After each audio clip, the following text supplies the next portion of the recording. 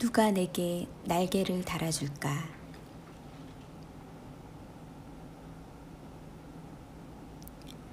구약의 시간은 4,000년이다.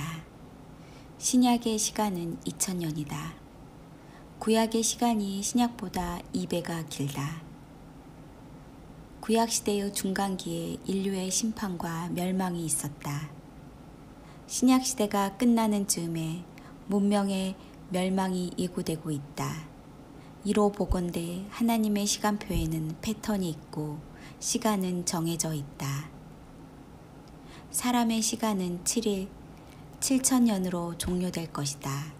사탄의 시간은 6,000년이다. 1,000년은 무저갱에 감금되어 있다. 사람의 시간이 끝나면 그때부터는 영원한 하나님의 시간 속에 살아간다. 개인에게 주어진 시간은 70에서 80년이다. 광야에서 보낸 모세는 이 시간들이 대부분 수고와 슬픔이라 말했다. 현대 인류는 그가 어떻게 살아가냐에 따라 달라진다. 솔로몬은 하나님께서 사람에게 형통한 날과 공고한 날을 병행하게 하셨다고 기록했다. 어떤 시간은 숨겨져 있다. 선악과는 하나님이 금지한 과일이었다. 공중 강림의 날짜도 하나님께서 금지한 선악과다. 그런데 우리는 하필 신약 시간이 종점의 시간에 살게 된 것일까? 노아 시대나 구약 시대에 살았다면 나는 구원받을 수 있었을까? 그 시대에 살지 않은 것이 다행이지만 정말 다행일까?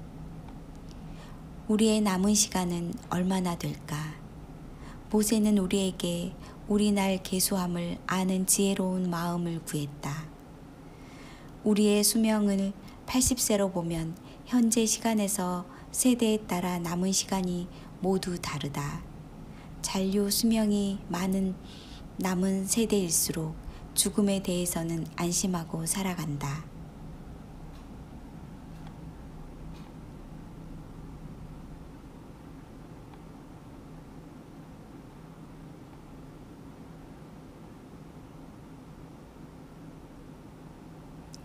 그러나 종말 시간, 즉 하나님의 시간은 현재 나이에 관계없이 잔류 시간이 모두 세대에 동일하게 된다. 세대에 관계없이 같은 시간을 만나게 된다.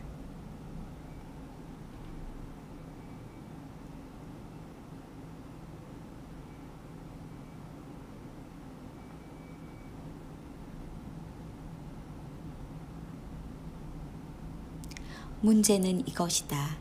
종말의 시간은 불확실하기 때문에 우리는 대부분 사람의 시간만 생각하며 살아간다.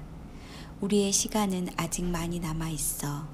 하나님의 시간은 우리가 알지 못하고 알 수도 없고 알려고 하는 것도 잘못된 것이야. 주님께서는 우리에게 두 가지 시간 모두를 알고 있어야 한다고 말씀하셨다. 사람의 시간만 알고 살아가는 신자들은 미련한 처녀들이다. 크로노스와 카이로스의 통합한 시간에 살아가는 것은 슬기로운 처녀들이다. 통합된 삶의 방식은 두 측면에서 언제나 유용하다.